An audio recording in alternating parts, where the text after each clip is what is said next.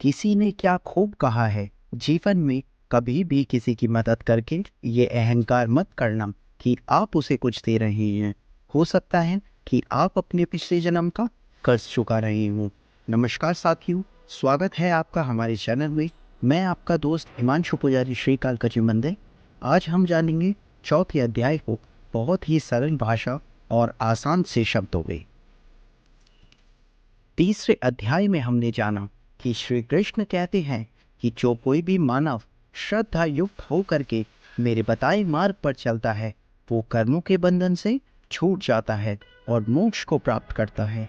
साथ ही भगवान श्री कृष्ण ज्ञान योग और निष्काम कर्म योग दोनों ही का विस्तार से वर्णन करते हुए समझाते हैं कि तुम दोनों कर्मों में से किसी का भी चयन करो, मगर तुम किसी भी परिस्थिति में बिना कर्म किए हुए नहीं रह सकते। अर्थात अपने मन पर नियंत्रण करके कर्म तो तुम्हें हर हाल में करना ही होगा। साथियों, इससे पहले कि आप श्रीमद् भगवत गीता के चौथे अध्याय की शिक्षाओं में खो जाएं, अगर आप चैनल पर नए हैं तो आप इस चैनल को सब्सक्राइब करके बेल आइकन को ऑन कर दें ताकि आने वाले अध्यायों को आप सरल भाषा तथा आसान से शब्दों में जान सके।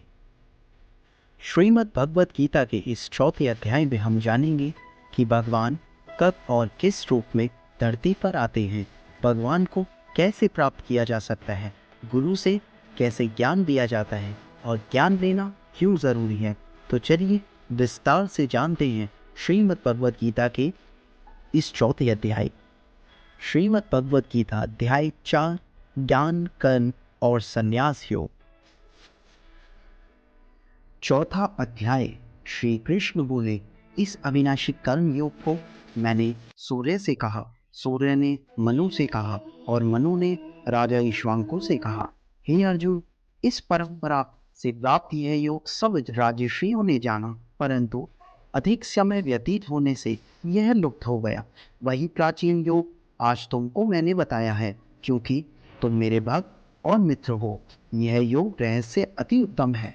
अर्जुन कहने लगे, आपका जन्म तो अभी हुआ है और सूर्य का जन्म बहुत पहले हुआ था। मैं कैसे मानूं कि आपने सूर्य को यह योग बताया।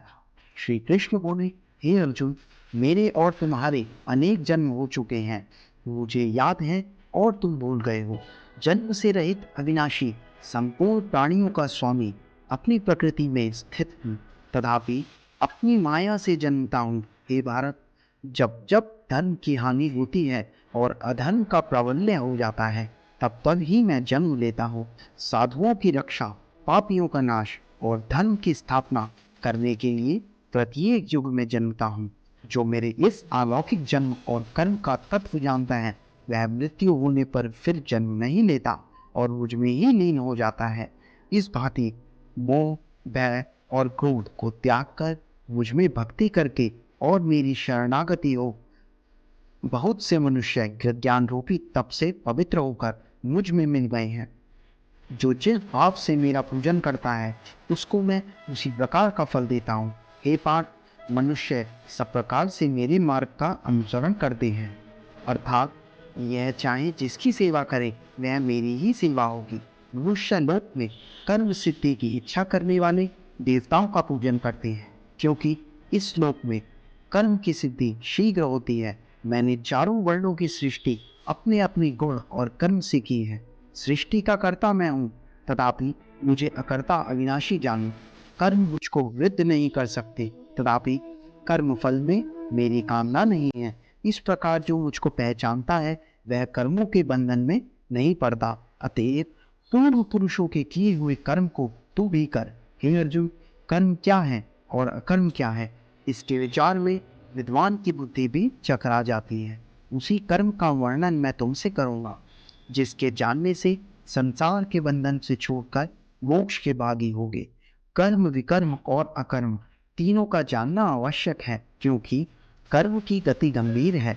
हे अर्जुन, जो कर्म करने की कोई कामना नहीं रखता है और जिसके समस्त कर्म ज्ञान रूपी अग्नि से भस्म निर्मल हो गए हैं, उसको पंडित कहते हैं। जो कर्म फल की आशा छोड़ करता है और उनमें आसक्ति भी नहीं रखता और निराशा ही संतुष्ट रहता है, ऐसा मनुष्य कर्मों में घिरा रहने पर भी मानो कुछ नहीं करता है। दैर योग से जो कुछ मिल जाए उसी पर संतुष्ट रहता है, जो हर्ष शोक आदि द्वंद्वों से मुक्त है तथा किसी से ईर्ष्या नहीं कर, कर्म की सिद्धि या असिद्धि में भेद नहीं समझता, वह कर्म करता हुआ भी उसमें नहीं बनता। जो फल की इच्छा नहीं रखता वह वासना से दूर हो गया है। ज्ञान में जिसका मन अचल है, जो यज्ञ के कर्म करता है, वे सब कर्म युक्त हो जाते हैं। हवन करने का पदार्थ भी ब्रह्मा है, आहुति देने वाला भी ब्रह्मा है। इस प्रकार जिसकी बुद्धि में सब कर्म ज्ञान में है, उसको ब्रह्म प्राप्त होता है। कोई कोई कर्म योगी देवताओं की पूजा करते हैं और ज्ञान योगी ब्रह्म रूप अग्नि में यज्ञ रूप से हवन कर परमात्मा का वजन करते हैं। कोई ऐसे हैं जो अपनी ही इंद्रियों को तथा कर्मों को संयम रूप अग्नि में होम देते हैं। प्राणों के कर्मों को आत्मज्ञान से प्रज्वलित संयम रूप अग्नि में होम देते हैं। कोई तो द्रव्य यज्ञ करते हैं, कोई तप यज्ञ, कोई योग यज्ञ, कोई स्वाध्याय और कोई ज्ञान रूपी यज्ञ करते हैं, और कोई प्राणायाम में तत्पर रहने वाले योगी प्राण और अपान वायु में प्राण को रोकते हैं और प्राणवायु में अपान वायु का लय करते हैं। कोई आहार को निरंतर कम करके प्राण को घूमते हैं। वे यज्ञवेत्ता हैं और यज्ञ ही से इनके सब पाप नाश हो जाते हैं। जो यज्ञ में बचे हुए अमृत रूप अन्न को खाते हैं, वे सनातन ब्रह्मा को प्राप्त होते हैं। हे अर्जुन, जो यज्ञ नहीं करते हैं उनको यह लोक और परलोक दोनों ही नहीं है। इस प्रकार से बहुत से यज्ञ वेद में विस्तार सहित वर्णित हैं। इन सबको कर्म से उत्पन्न हुए जानो। हे परंतप, द्रव्य में यज्ञ से ज्ञान यज्ञ उत्तम है। हे पार्थ, फल सहित सब कर्म ज्ञान में समाप्त हो जाते हैं। सो उस ज्ञान यज्ञ का तत्वदर्शी और ज्ञानी लोग तुमको उपदेश करेंगे, इसलिए तुम उनकी सेवा करना और उनको विनयपूर्वक प्रसन्न करके ज्ञान यज्ञ जानना। इस ज्ञान का लाभ प्राप्त करके तुमको ऐसा मोह फिर नहीं होगा। इसी ज्ञान से समस्त प्राणियों को तब अपने में और मुझ में देखोगे। यदि सब प्राणियों से अधिक पाप करने वाले हो तो भी ज्ञान रूपी नौका से सब पापों के समुद्र को पार कर जाओगे। हे अर्जुन, जिस प्रकार प्रज्वलित अग्नि लकड़ी को जलाकर भस्म कर देती है, वैसे ही ज्ञान रूपी अग्नि सब कर्मों को भस्म कर डालती है। इस श्लोक में ज्ञान के समान पवित्र और कुछ नहीं है। यह ब्रह्मा बहुत काल पर्यंत कर्म योग से सिद्ध हुए पुरुषों को अपने आप ही प्राप्त होता है। जो श्रद्धावान पुरुष इंद्रियों को जीतकर ब्रह्म ज्ञान में लगा रहता है, वह ज्ञान को प्राप्त होता है और ज्ञान को पाकर अल्प समय में शांति को पा जाता है। अज्ञानी, श्रद्धा रहित और जिनके मन में संदेह है, ऐसे जो पुरुष हैं वह नष्ट हो जाते हैं।